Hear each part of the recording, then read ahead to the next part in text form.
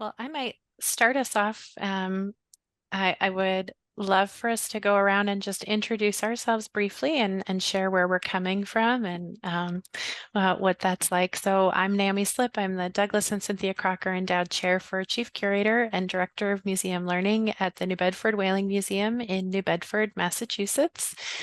So hello and welcome. And I'll pass it to Jen, who is below me. Hello. I don't know what to say. Good morning, good afternoon. I guess it's all applicable. I'm Jennifer Wagley. I am coming to you from Sacramento State University in Sacramento, California, where it is noon. And I am the Director of Cultural Development and Equity Initiatives in the President's Division of Inclusive Excellence here at Sac State. I'm happy to be here. Ryan, would you go?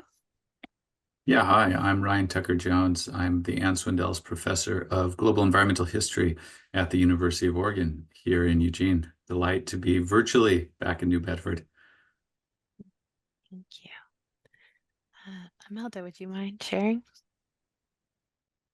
Hi, I'm Imelda Rivera-Laxton, and I'm the Assistant Curator of Contemporary Art and Community Projects here at the New Bedford Whaling Museum. And glad to see everyone. Billy, would you mind? Atamare, good morning. I am Billy Lithberg. I'm talking to you from tomorrow at the University of Auckland, 8 a.m. And I am a senior lecturer in organisation studies here in the business school. And I've got maybe 20, 30 years experience of working with Moana artifacts. Thank you. Well, thank you all for coming together and agreeing to join for this conversation. You were, integral participants of putting together this special exhibition that we have up at the New Bedford Whaling Museum now called the Wider World Scrimshaw. That project opened in June, but we had wonderful, rich conversations with advisory board members around the development of that project, and we're so grateful for the input of so many. And the discussions that we had with that group were, I found, very rich and wonderfully productive in what ultimately became the show at the museum now. And it felt like a opportunity to bring together this kind of virtual conversation to share some of the individual thinking that went into that show and your areas of interest that aligned with it, and then to share the show more widely with those who might not be able to travel to see it. So to that end, I'm going to kick us off and just give a very quick top level couple minute introduction to the exhibit with some pictures of the installation, and then I'm gonna hand it off to each of you to invite you to talk about your work and its intersections. So bear with me while I try and share screen. This is always the moment of technological trepidation, isn't it?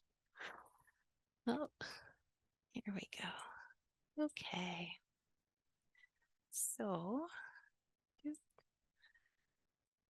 all right. Can everyone in our panel see this? Is that there? Okay, good. Success.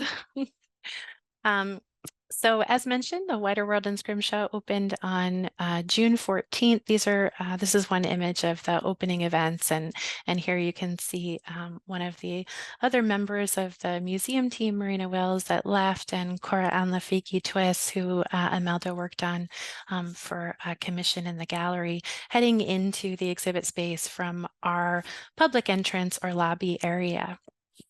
In case you're unfamiliar with us, those of you joining us on Zoom, the New Bedford Whaling Museum was founded in 1903 as the Old Dartmouth Historical Society.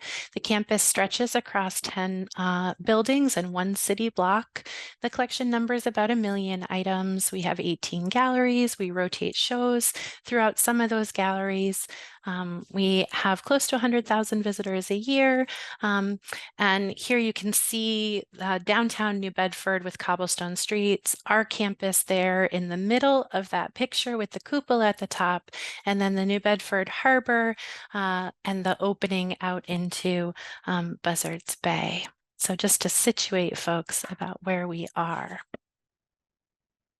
So the exhibition takes Scrimshaw, places it in conversation with carved decorative arts and material culture made by Indigenous community members and peoples from across the Pacific world. The project raises questions about identity, place, and materials, and considers how exploration, relationships with marine mammals, and whaling, both internal and external practices, impacted the production of material culture across this region between roughly 1700 and today. Now that's kind of the pat exhibition description. But as I take you through some of the photographs here, I'll tell you a little bit more about one of our primary goals that hopefully comes through in the show. So we wanted to unpack a persistent belief about American whaling that persists, I think, in the public imaginary, despite really significant scholarship over decades by individuals including Skip Finley, Mary Beloy, Ryan Tucker-Jones, Angela Van Halle, and others, many, many others, that commercial whaling in the 19th century was somehow solely the domain of white New Englanders. And because of that myth, I think there is a related expectation that scrimshaw, or the art of carving onto the byproducts of marine mammals, including onto their bones, teeth, and baleen while on a whale ship in the 1800s, was somehow the domain primarily of white whalers.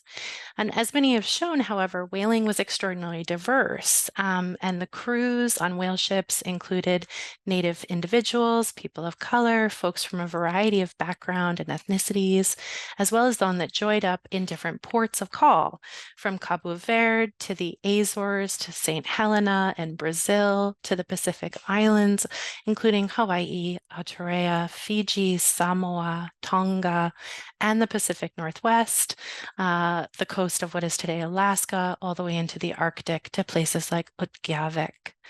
And these individuals may have served on shipboard, but they also were involved in whaling and commercial whaling in different ways through trade and other forms of exchange. And through those points of contact, we have the sort of exchange of material culture, of forms, of traditions, of language, and of people and materials and animals moving through these spaces. Those points of contact also precipitated the complicated legacies of settler colonialism in many of these places, where missionaries and settlers quickly followed whalers and traders. So the exhibition wanted to think about what happened in these spaces, these moments of exchange, and then also draw connections to the traditions that extend and continue today and the communities that sustain and carry them forward.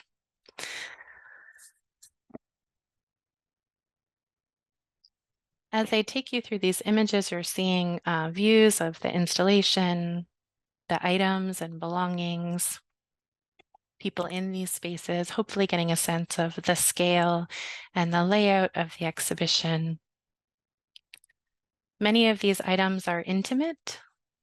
They invite close looking. They invite also, I think, a desire for tactility and touch.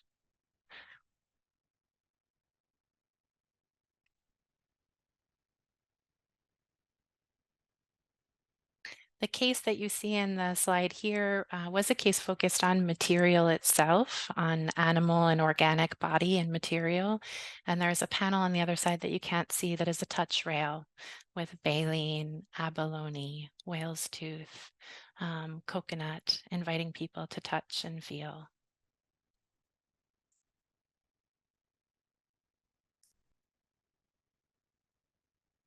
Video throughout the exhibition, something that Imelda worked on very closely, connects living makers and cultural traditions to items and stories in the exhibition. Mapping is a key portion of one of the through lines in the exhibition that we were thinking about, which I believe Billy will touch upon too. And then contemporary makers were another part, again, that I think Imelda will discuss. There are about a dozen contemporary artists represented in the exhibition from various communities in the show. So I'm gonna stop sharing here and invite my colleagues to tell us a little bit about your role in the project, your interests, and how they've intersected with the exhibition. And if we can follow the same kind of format of introductions, that would mean, Jennifer, if you wouldn't mind sharing first a little bit about what this has been like. And I'm going to mute myself for this. Thanks. Thank you, Naomi, and thank you everyone for being here with us today. I was initially brought into this project by a graduate student who also was an intern at the New Bedford Whaling Museum, Sarah Walden. This is when I worked at UC Davis in Davis, California, and she had gone for a summer to the New Bedford Whaling Museum, and I was so excited for her because oftentimes people who want to enter into working on the Pacific, especially in art history, they don't think that there are these collections in places like whaling museums. It's not, for the average person, it's not the go-to. So anyway, I was very happy that Sienna invited me into this project in terms of, I think first presenting at the symposium. And when was that? April 2023? I don't know. Anyway, and I was brought in because my background, my PhD is in art history. My dissertation work was on mapping out the history of how Maori Tonga from Aotearoa, New Zealand, came to the US. What museums it came, where did it go? How was it dispersed? How was it received? How it was collected? All of these things. Just to really get a sense of that sort of that flow of objects, essentially. And so my part of the symposium, at least, was to help our audience understand a bit more about, at least from the Maori side of things within American collections, how those very early collections formed. And my experience is that people are always surprised to learn that the first Maori objects came into the US in the Peabody Essex Museum in 1807 through whalers. And so it was like through my dissertation project as well, talking about, getting to learn about whaling and whalers and New England and all of that as part of it was really a really interesting entry point. So that was my initial kind of entry into the project. And I just, once, I don't know, poor Naomi, she stuck with me now, because when she invited me in, I was just like, this is the most innovative, great, such an important contribution to the scholarship, and really, really interesting way to reframe a whole history of work. So I'm just very, very happy to be along for the ride. Thanks, Jen. Is there any part of the project or sort of the conversations that we had that you want to share a little reflection on before we hand it to Ryan? I think one of the questions that first of all, so I want to say off the bat, collaboration is hard. And that is why people rarely do it, because it's hard. It's harder to have multiple, not even multiple, but so many voices, and to be respectful of all of them, and to take all of them with sort of an even keel, and knowing, which to take with a grain of salt and which not. And so I think just from an observer's point of view, I marveled at the process in that way of inviting all of these voices in, and sort of the even keel that Naomi kept throughout the process of listening to both praise and criticism with equal sort of weight. I think that one of the conversations I remember the most was, and it was a while ago, but it was about the introductory area and how to situate or not people into the space and where they were in the world. Because especially as an American art historian, if you're talking about places like Aotearoa or Rapa Nui or any of these places, you always start with a map, because the audience, the immediate audience, at least in the US, largely doesn't know where these places are. And so you do have to start with a map just to ground people. But in this case, there were a lot of voices that were saying, well, maybe there's a different way to do this. And so that was a conversation that I was very happy to be part of, but also to just really witness in terms of the just the smarts that were being applied to this really important question of how do we both engage with our audiences in a way as museum, even though I've kind of moved from museum work just in the last year, but how do we gain that trust with museum audiences so that they know there is that sort of give and take between the museum as expert and the viewer? How do you both make them feel comfortable in the space, grounded, all of these things, while also pushing our kind of understanding or pushing how museums present work, especially work from other cultures, in these spaces that are not their own, that kind of thing. And so I think that was one of the most remarkable conversations I've heard. And I was saying earlier, I have not seen the exhibition in person, and I think a lot of what I'm going to say today is about all of the things that I can't wait to see when I get to see it before it closes next month. So, but yeah, that was one of my big, big memories. Thank you, Jen. Ryan, would you mind sharing a little about your work and how this project has been and where your interests intersect? Yeah, thanks, Naomi. I've been working on the history of whales and whaling for the last 10 to 15 years, I guess. Mostly in the North Pacific, and then in the Pacific more broadly. Since I was at the University of Auckland for a while, became very interested in the South Pacific as well. So, sort of my 10 points of departure, I guess, into the Pacific. And I wrote a book on Russian and Soviet whaling. So I've been interested in finding kind of different ways into this history. Some of perhaps the less well-known corners of Pacific history, but even more so, I've been really interested in trying to think through the ways that new understandings of whales, mostly by scientists, although some of these new understandings turn out to be not so new after all. In fact, they're a different way of stating what some people have known for a very long time about whales, their intelligence, their cultural attributes. But I've been interested in thinking about how this allows us to reinterpret the history of the relationship between humans and whales. And you mentioned this collaborative volume that I helped edit, and Billy had an excellent piece in. And that to me was one of my first really positive experiences with this kind of collaborative knowledge, which we had so many different viewpoints come together, talking about all these different parts of the Pacific, of course, telling contradictory stories in some ways. Oh yeah, there it is, across species and cultures.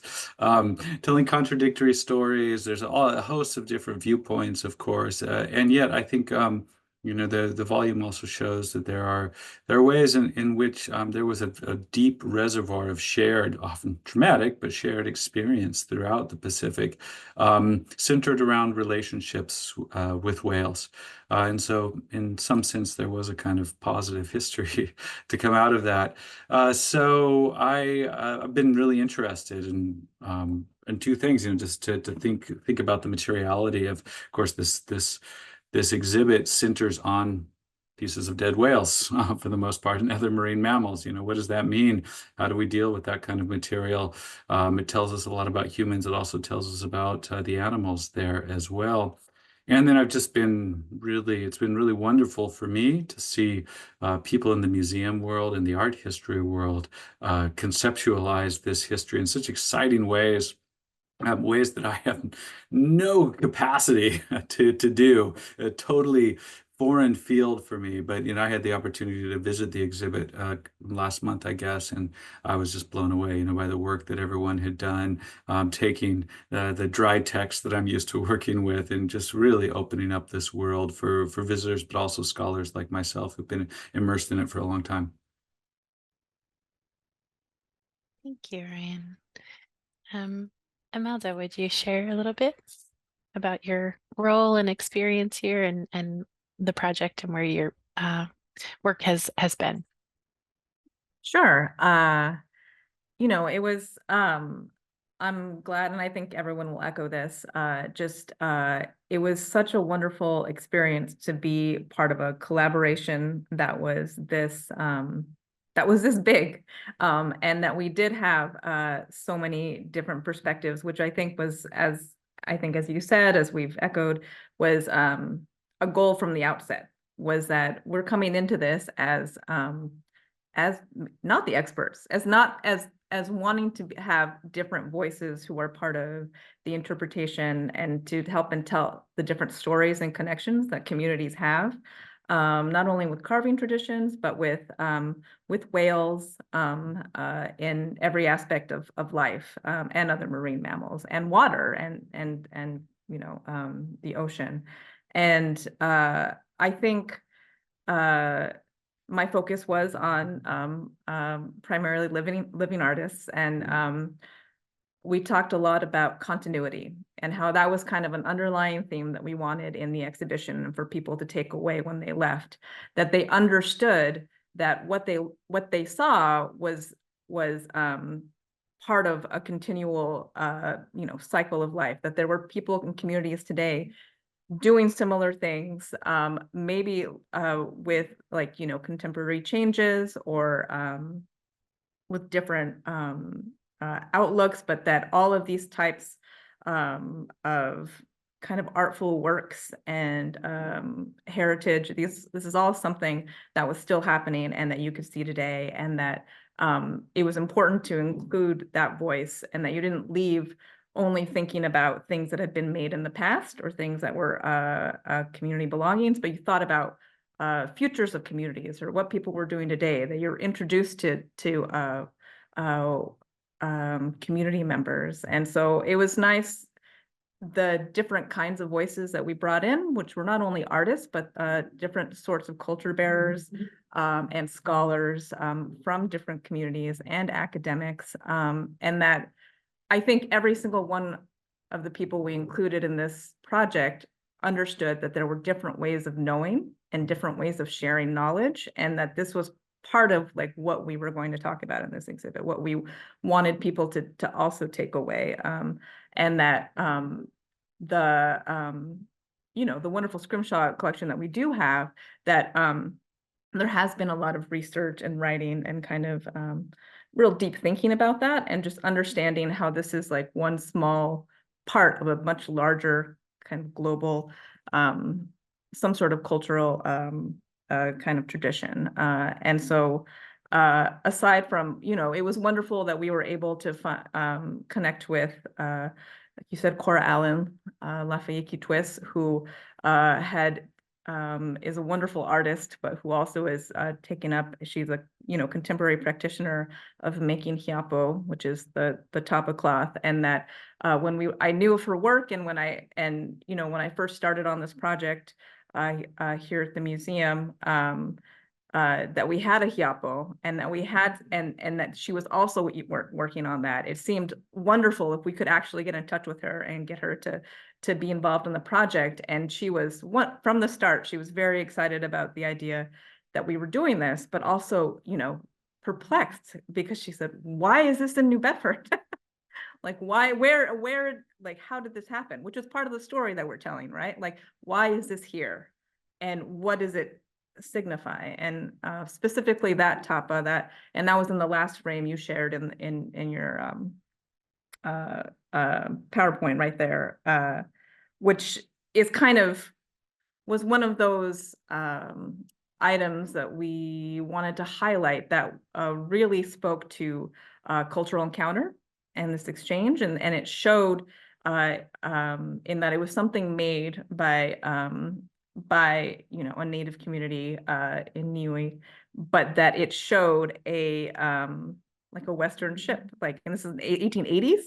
And so you could see, and it was wonderful that it was then that was a Native perspective of the change that was happening, that people that were communities that were changing at that time. And so that was just one example out of many of the other artists from Alaska and from other parts of the Pacific who we were able to highlight. And then it was also important that, you know, we don't, we're working on it, but we don't have like an endless, like a really large collection of contemporary works that are from some of these communities that we've had in, who we've been stewards of their collections over, you know, the past 100 years. So in light of that, what are other ways that we can then bring in the contemporary voices outside of collecting oral histories, which is something we do, like asking people to contribute writings and their own voice. And so another way to do that was through video, which and audio, and at least having films made by Native filmmakers or by artists themselves that show the work happening, that where you could hear a different language or a different voice, where you could hear, like, so that there could just be some sort of just exposure to kind of what you're, to something that maybe some of our audiences hadn't maybe ever had exposure to before, or just understanding you know, again, like we said, that contemporary continuity, which is, and we would say it over and over again, but it's true. This is what kind of what we wanted people to take away. So all of those things, all very exciting. So. Thanks, Imelda. Billy, would you share, please? Yes, thank you, Naomi. So I should position myself, I guess, for this project, because I've said that I'm speaking to you from a business school, but actually my training is in Pacific art history and social anthropology and Māori studies. And I was really fortunate that I had a postdoc at Cambridge University on a project called Artifacts of Encounter. And that's it kind of, you know, that kind of gloss could work really well for the things that are exhibited there in New Bedford. That particular project, I was looking at artifacts that had been collected or sort of otherwise made on voyages of scientific exploration into the Pacific between 1765 and 1840. So we included journal entries and other things as our artifacts. We weren't restricted to material objects. And of course, whalers were part of that time period. So that was quite nice. More recently, since about 2010, I've worked with an iwi on the east coast here of Aotearoa who descend from Paikea, who's a whale rider, or sometimes described as a whale himself. So that's been wonderful. And I worked with members of that iwi, Te Aitanga Hauiti, on the project that Ryan has spoken about towards producing a chapter for that book, Naomi, that you shared with everybody. 2017, I made a visit to the museum there. That was actually part of a project working with Tongan artists to explore collections and look at the legacies of late 18th and early 19th century collections. So that's picking up another of these threads that Imelda has been sharing with us, that continuity, you know, continuity of practice and connection. I haven't seen the exhibition and I won't see the exhibition. And I wanted to say that it's not altogether unusual for scholars down here in the Pacific, but also for the descendants of the makers. Okay, and one of the things that I picked up on really early in the piece with the production of this exhibition was this wonderful term that you use, you know, makers once known, right, which I really, really liked. Sometimes we know who the makers of these wonderful artful works are, and at other times we don't, but it doesn't mean that they weren't known at the time.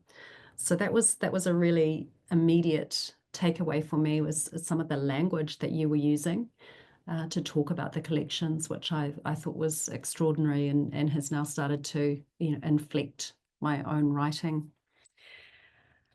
I guess for me, with this particular exhibition, I'm excited about all of the goals that you had.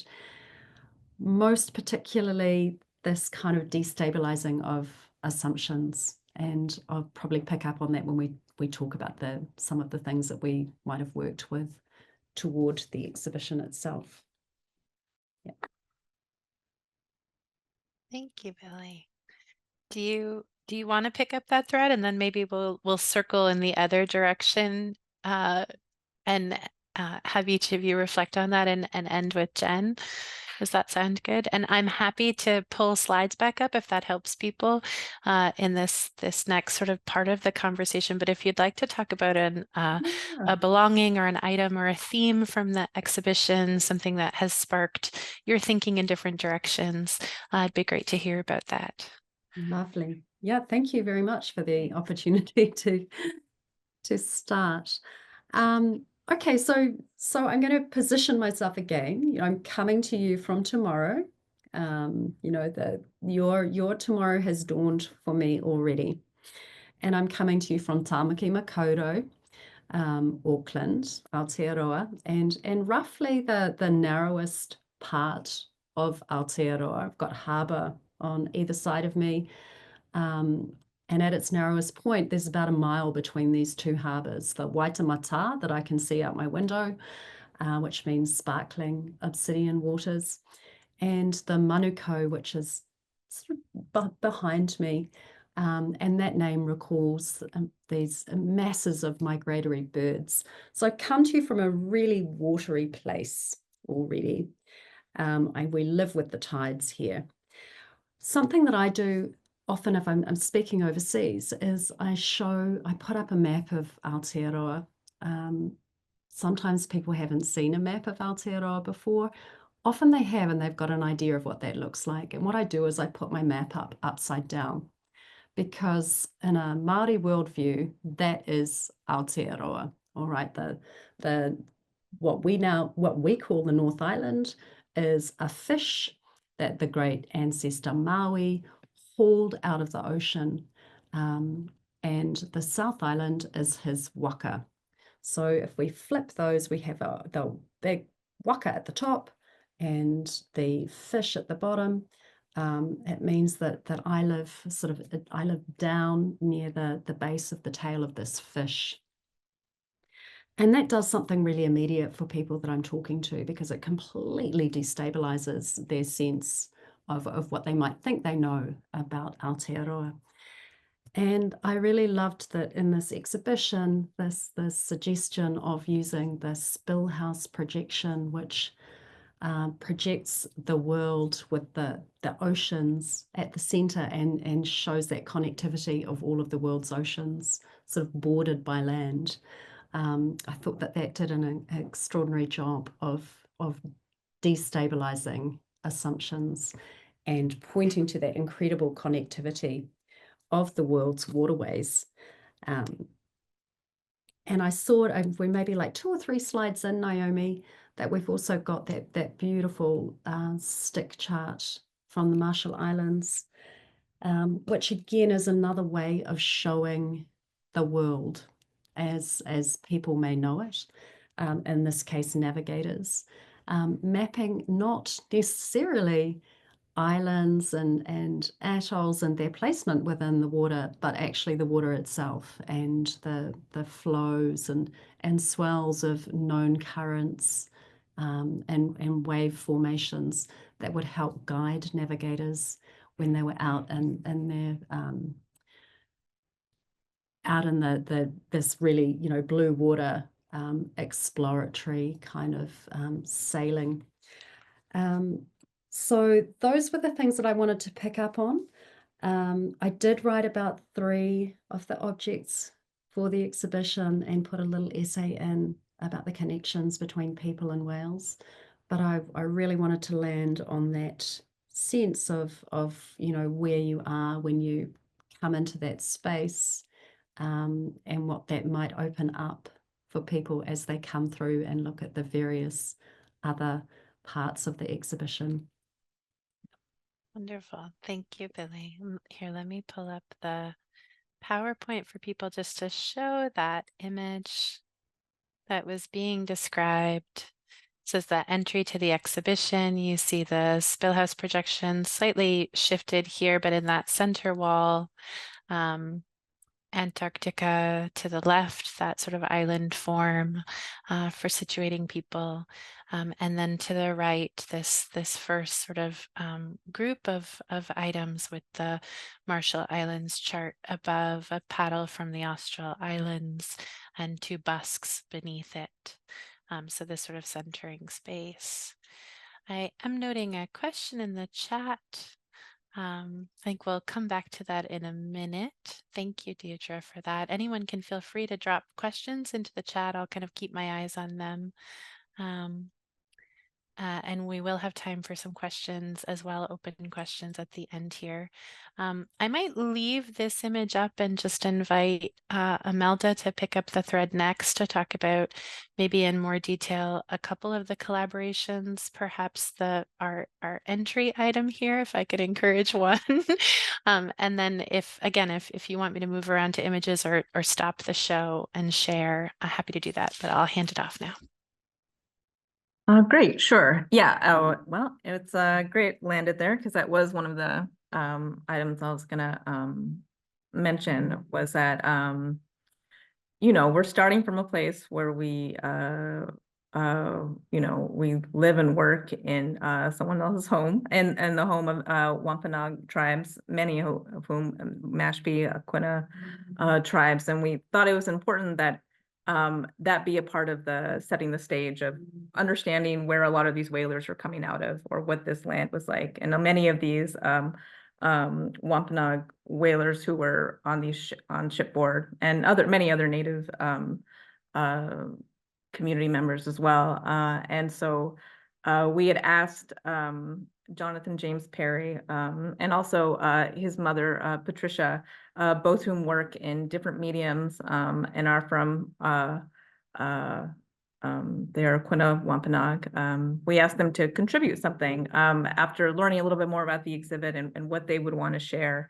And so he made this wonderful paddle out of like a white ash and had these 3 forms.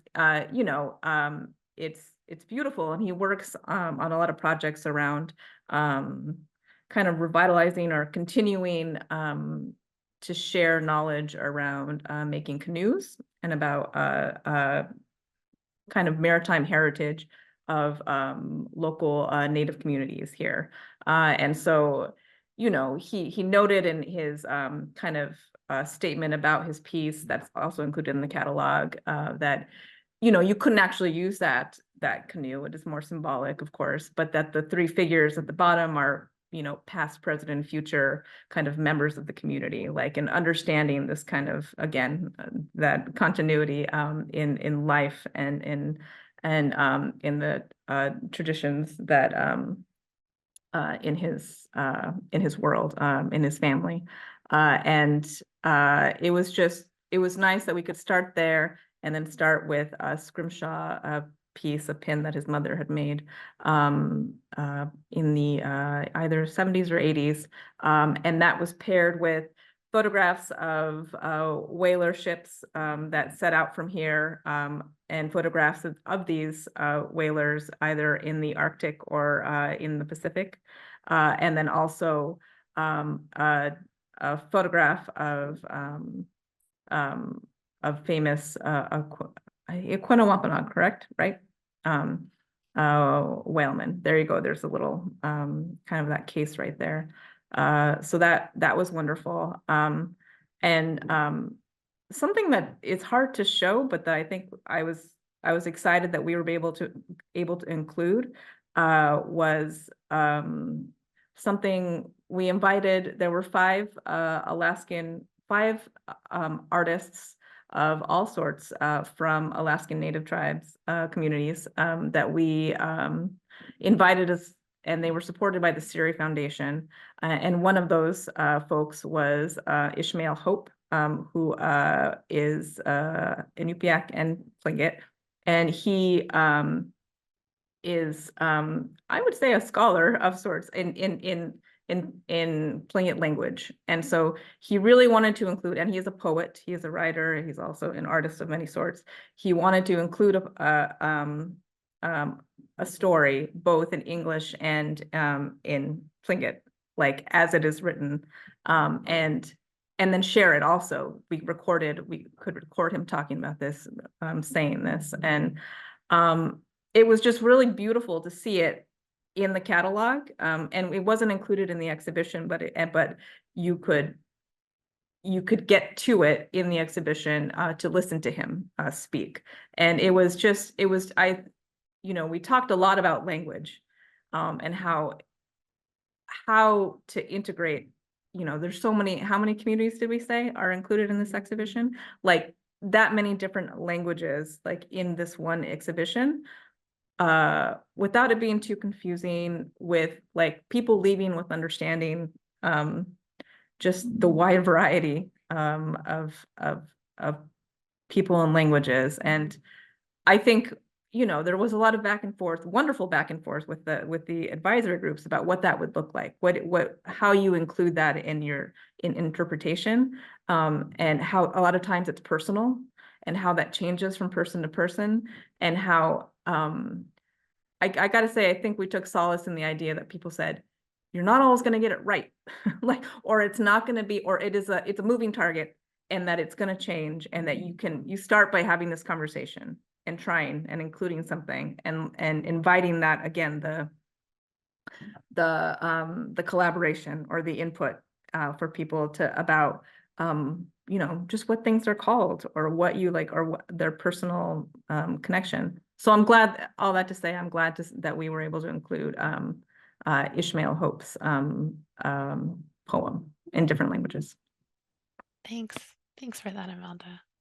Ryan, do you want to elaborate on a component of the exhibition that stayed with you, or a theme that you were particularly interested in? Yeah, sure, Naomi. And maybe I'll be brief just to make sure that we've got some time for questions too. But I'm just wanted to talk about sperm whale teeth in general, of which you have, many examples in the display, and I imagine in the back rooms you have many, many more. And it's an incredible monument to a vast slaughter that took place in the 19th century that sits along the many texts that we have also in your repositories, and the traditions, the oral traditions that are being recovered to begin to tell what is a really, of course, difficult and contradictory story of what happened in the 19th century Pacific. And just want to mention, think about, it's helped me think in two ways about sperm whale teeth as historical documents. I mean, one really exciting form of scientific research is the analyses of teeth like this. You have to take a slice out of it, so I don't think we'll be slicing any of your beautiful scrimshaw anytime soon. But if you take slices of sperm whale teeth, scientists are able to trace the varying radioactive carbon and nitrogen atoms in there, and actually reconstruct the life stories of a lot of these animals, because the relative balance of these two elements will tell you where the whale was during its lifetime. Was it in the tropics? When did it migrate to different parts of the ocean? Where was it finally, when it was killed by one of these multicultural whale ships sailing across the Pacific? So, these teeth, they contain a largely untold story, but one that I think we're going to know more and more about in coming years, and collections like yours are really important for that. And the other thing I've been thinking about, it's not exactly related to the teeth, but it is related to sperm whales. There's been such great research, including by some people here in the room today, about what Pacific whaling meant, especially for so-called Polynesian people. I think of books like Kealani Cook's really beautiful account of the way that Hawaiians, through whaling and other enterprises, were able to reestablish ancestral connections with Aotearoa, for example, other parts of the Pacific. And whaling was a central part of this reconnection of a diaspora whose familial genealogical links were so important. It's only recently we've begun to understand that something similar goes on with sperm whales, actually. Sperm whales across the Pacific are made up of at least 9 different clan structures, which means, as we know now, that sperm whales in one part of the Pacific will only associate, will preferentially associate with other members of their own clan, which means that when they travel across the Pacific, they might actually come across sperm whales with whom they recognize genealogical linkages across this wide swath of Moana. And it's something that I'm wrestling with, thinking about the way that the 19th century whaling both, was exploitative and violent for Pacific peoples. Also gave them, or they used it to reestablish some of these ancestral connections. Well, of course, the whole industry was based on the destruction of these other animals, cultures, and lives. I don't have any resolution to this conundrum, but they seem to me to go to the heart of this not this more than human experience of Pacific whaling. Thanks for that, Ryan. Yeah, and I think as we were working on the project too, there were so many incredible contemporary communities reclaiming either, ancestral whaling rights or establishing whales as kin formally, right? Or being given the right to access the material, that cultural material in new ways and spaces. And that was really extraordinary to see that kind of public activity happening in the parallel kind of public sphere as we were working on this. But yeah, wonderful threads. Jen, would you mind sharing a little more for you and the project? And I think, we'll take it kind of past the hour here so that we can really continue to talk and hear from audience too. Yeah, I'm excited to hear from the audience. So I'm just thinking about sperm whales knowing each other. Now I can't think straight anymore, Ryan. So one of the things that I'm very excited about, and I reflect on it in terms of something Billy said about her earlier work on artifacts of encounter, and this idea of museums as a place for destabilizing, and not in a bad way, but just sort of turning things on their heads, right? And asking people to look at things in a different way. I mean, something as simple, I have like a joke map that I don't remember where I got it, but it's like the upside down map, that shows New Zealand on top, and everything, and everybody in North America, we just laugh, but I think about it in those terms, very simplistic terms in that way, about this exhibition turning everything on its head in a really, really good way. And just in terms of, what we're talking about in terms of like Whakapapa genealogy, all of these, this idea of like making connections. I don't know if this is going to come out right, but so I work now in diversity, equity, and inclusion in higher education in California, which is, wow, it's a lot, every day it's something new and it's something complicated and nuanced and everything else. And I think about it in terms of a lot about relationships and connections, and ultimately it's about people making connections with each other, that kind of thing. And I think that one of the things that I'm really excited to experience in the exhibition, and wish everybody could experience it, is that, and so Billy, maybe I should just like put you on FaceTime and walk you through with me if you'd like. But is that being immersed in this exercise in connecting, being really immersed in terms of in all of the senses. I'm just very excited for all of the senses to be engaged in terms of the listening and the looking and the feeling through, and everything. And I know the senses were something that were part of the interpretive package, so to speak, but I think just in reflecting about what I'm so excited about, I'm excited about all the things that everybody talked about today and really like dialing in on that.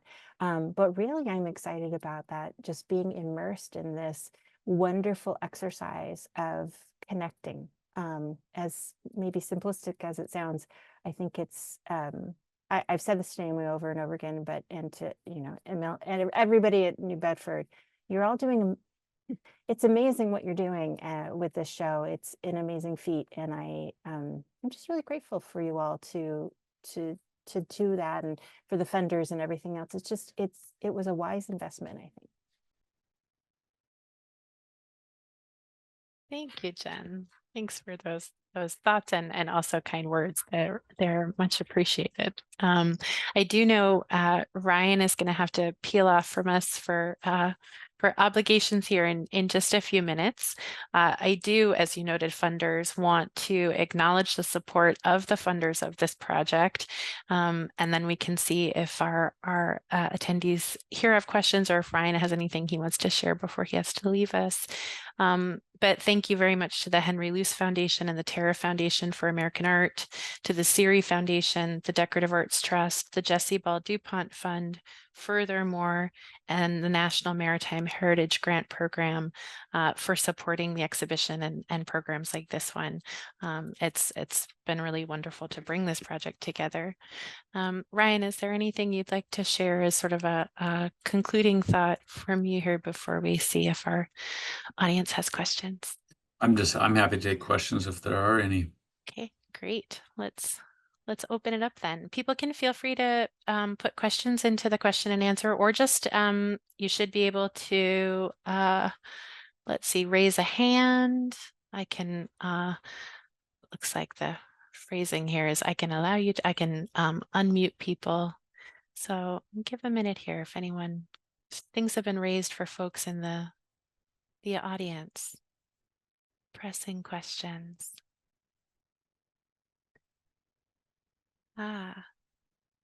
Catherine asks, thanks, Catherine. Hello. Are academics on the panel able to bring in artists as speakers or adjuncts? So Jen, Billy, and Ryan, all of you have academic positions here.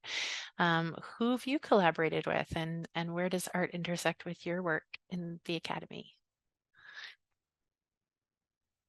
Does anyone want to take that first? I'll start. Yeah.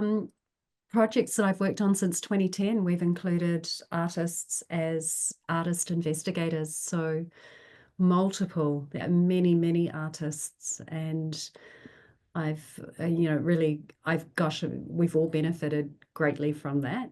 And I've really enjoyed, in particular, writing with artists who approach particularly older pieces and collections with an eye and a vision and an understanding that I simply do not have. So yeah, very, very common to do that, and to treat the artists as scholars, you know, that yeah, then they're not there just to sort of make further art. It's taken extraordinarily seriously that they are scholars in their own right on our projects. Thanks for that. Ryan, do you want to share any collaborations that have happened for you? This is my first, I suppose, in this project. I would love to. And thanks to Catherine for a couple of leads. Looks absolutely fascinating work there. So I'm checking them out already. Great. Wonderful. And Jen,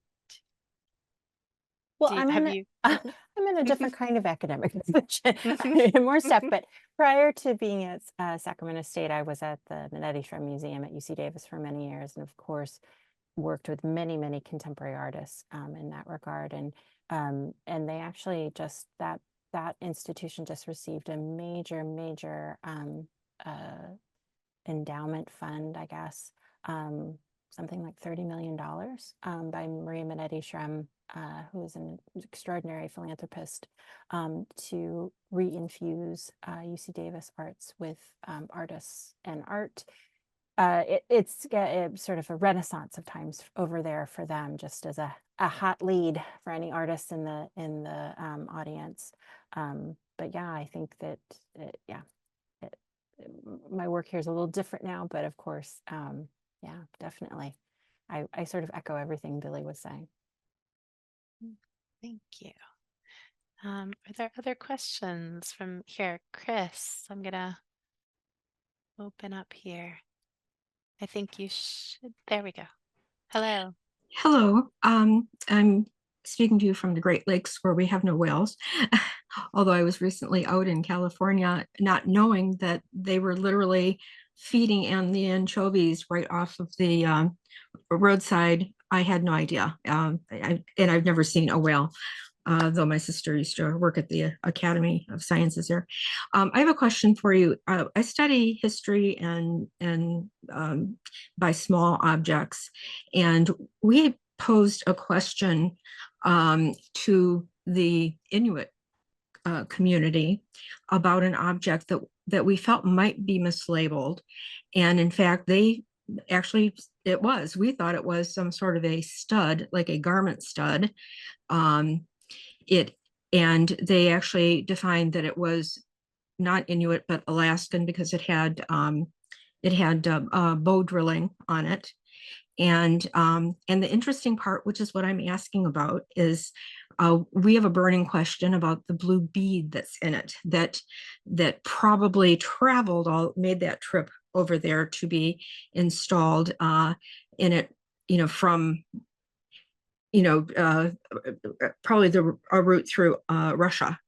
And by the way, it wasn't a fastener. It was, and forgive my pronunciation, but a labre.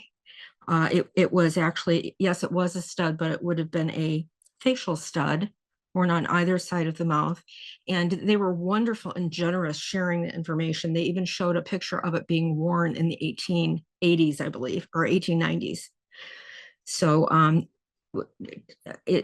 do you have any information on the objects of how did the blue beads make that journey around and wind up on those studs in the family of carvers in the Alaskan territories, in the families of carvers? Thank you, Chris. I feel like Ryan is maybe the best person to answer this, but the trade networks and exchanges within and across the Pacific were vast and had very long histories. Ryan, do you want to jump in on sort of Chukchi and sort of Siberian tradeways across the Bering Strait? I'd better hold off from giving any precise answer on that Okay. right now. Great. Does anyone else want to talk about sort of the exchange of materials across the Pacific, or things that you've found or been curious about in your research or work? Yeah, I could pick that up. So we see these blue trade beads coming on Cook's voyages of exploration and, many, many other things. What I'll pick up, I'm not going to answer your question. I'm just going to share something else with you, which is that among a number of things that I've seen in collections that include objects of European manufacture. So, for example, beautiful feathered headdresses with trade beads on them, beautiful finely woven mats, including threads pulled from military uniforms and the like. I really love the story of a hafted ship nail that's in the collection of the Pitt Rivers Museum in Oxford, and it was given to Cook's first voyage to Tonga, and explained that this had come from someone prior to him.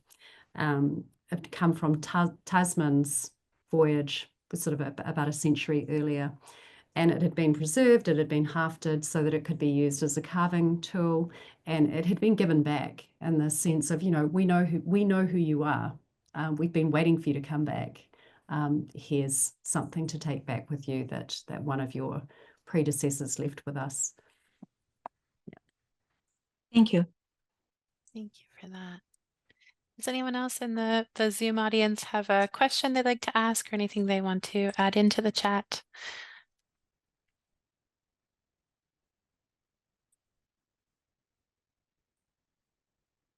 All right. Well, I'll just share that it's been a pleasure to be able to come back into this space and engage in more conversation with you all. I've really appreciated the generosity and space and conversation that you've allowed into your world and to be a part of this project with us. It's been really a pleasure. Thank you to the attendees here for this program. Really appreciate you all coming and listening, and hopefully this has piqued your interest about the project. I will plug Ryan and Angela's book again, which Billy is in, and also plug our own catalog for the exhibition, which you can purchase through the museum store. Incredible essays by everybody here and contributions by many, many more. It's been extraordinary. Over 40 contributors in this project that have given their time and their knowledge and their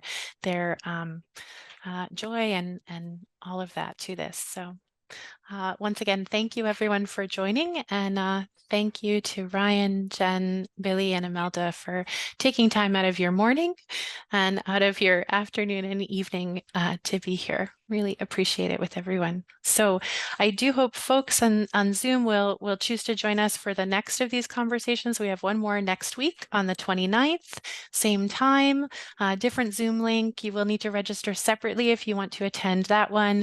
We'll be joined by Michael Harrison from the Nantucket Historical Association and Erin Gingrich, Native Alaskan artist and sculptor and wordsmith, who will be talking about their roles in the project, along with 2 team members from here at the museum.